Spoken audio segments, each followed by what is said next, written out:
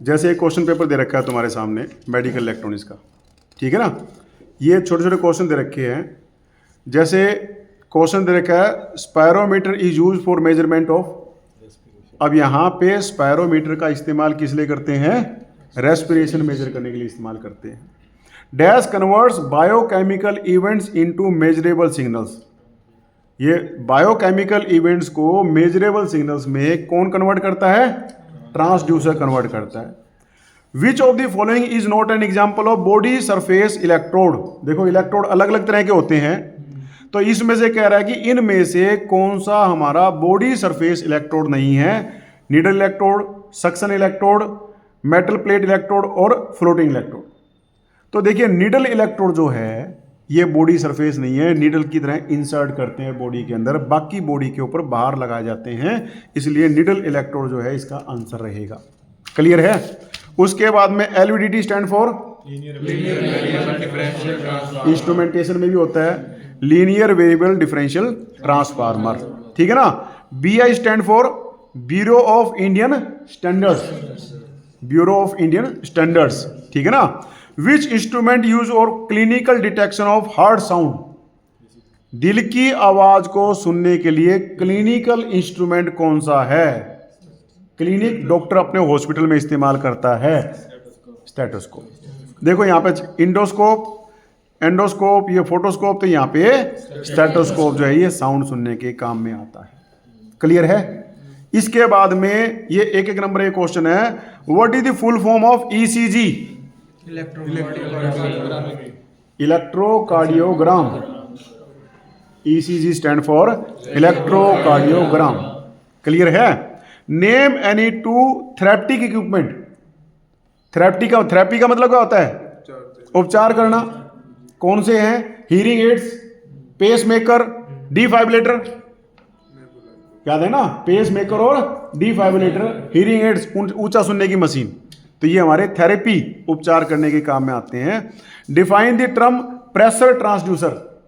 Pressure transducer किसे कहेंगे? जो प्रेशर को नापता है, ठीक है ना। अब what is the full form of MRI? Magnetic resonance imaging.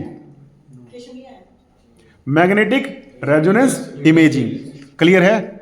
What is defibrillation? ये आपका नेक्स्ट चैप्टर में आएगा। फाइब्रिलेटर, डिफाइब्रिलेटर, पेसमेकर, ये आपका नेक्स्ट चैप्टर में आएगा जो आपको करवाने वाला हूं।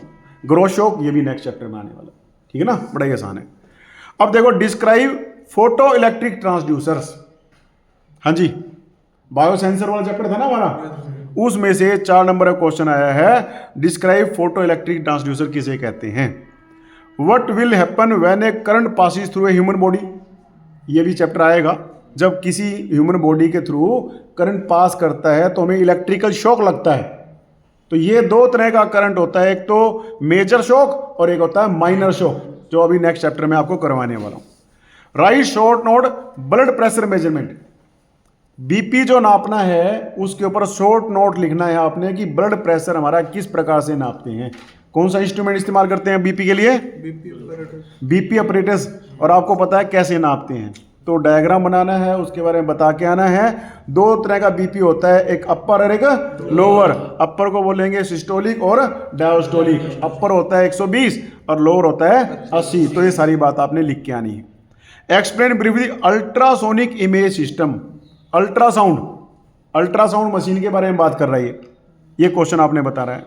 फिर what is use of nebuliser. Nebuliser आपने देखा है, जब बच्चों को सर्दी लग जाती है तो यहाँ पे नाक पे एक लगा करके और भाप देते हैं, ठीक है ना। दवाई भी मिला देते हैं उसमें एम्पल। और जो सांस के पेशेंट होते हैं ना, उन लोगों को इस प्रकार से नेबुलाइजर लगा करके दवाई देते हैं, तो ये नेबुलाइजर वो काम करता है। Which type of electrodes are use for EEG measurement. अब देखिए ईईजी मेजरमेंट करने के लिए कौन से इलेक्ट्रोड इस्तेमाल करते हैं? स्कल्प इलेक्ट्रोड इस्तेमाल करते हैं। नीडल इलेक्ट्रोड भी इस्तेमाल कर सकते हैं हम लोग। स्कल्प सरफेस इलेक्ट्रोड्स होते हैं ना, नीडल इलेक्ट्रोड्स, तो ये वो क्वेश्चन है। अब देखिए write a short note of micro current shock. Micro current shock जो है ये आपको लास्ट चैप्टर में आएगा, इसको मैं करवाऊंगा। जब इलेक्ट्रोड्स लगाते हैं बॉडी के ऊपर तो इलेक्ट्रोड से थोड़ा थोड़ा लीकेज करंट फ्लो करता रहता है, वो जो है उस करंट को बोलते हैं माइक्रो करंट शॉक। उसके कारण से पेशेंट की स्किन के ऊपर निशान आ जाते हैं इलेक्ट्रोड्स के। ठीक है ना, तो वो उसके कारण से निशान पड़ जाते हैं, तो वो हमारा micro shock.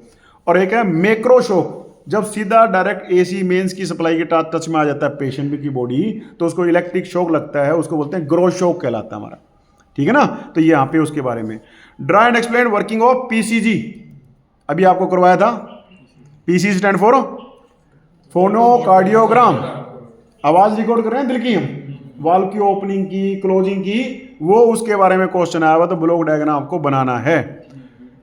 Right short note of safety standards of medical instruments, ये लास्ट चैप्टर में है। जो मेडिकल इंस्ट्रूमेंट्स बनाते हैं वो बाकायदा स्टैंडर्ड के हिसाब से बनाते हैं, उनके सेफ्टी स्टैंडर्ड्स को हमें कंसीडर करना पड़ता है, तो ये लास्ट के चैप्टर में है। जैसे आईएसओ स्टैंडर्ड होते हैं ना हमारे, इंडियन स्टैंडर्ड ऑर्गेनाइजेशन के हिसाब से आईएसआई मार्का होते हैं हमारे, उसी प्रकार से मेडिकल इलेक्ट्रॉनिक इक्विपमेंट जो होते हैं उनको भी एज पर स्टैंडर्ड हम लोग बनाते हैं यहाँ पे। क्लियर है। अब देखिए 8 नंबर एक क्वेश्चन है, right the classification of bio transducer. Bio transducer का क्लासिफिकेशन मांगा हुआ है। Explain the operation of pulse sensor. अब ये 2 क्वेश्चन दे दिए इसने।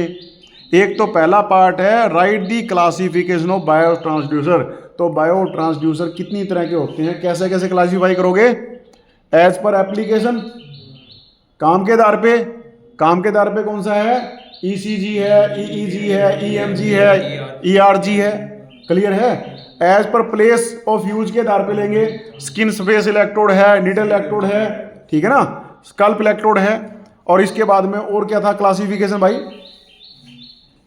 हाँ जी, ये क्लासिफिकेशन आपने करना है। अब देखिए दूसरा question, explain the working of ECG machine with the help of its block diagram.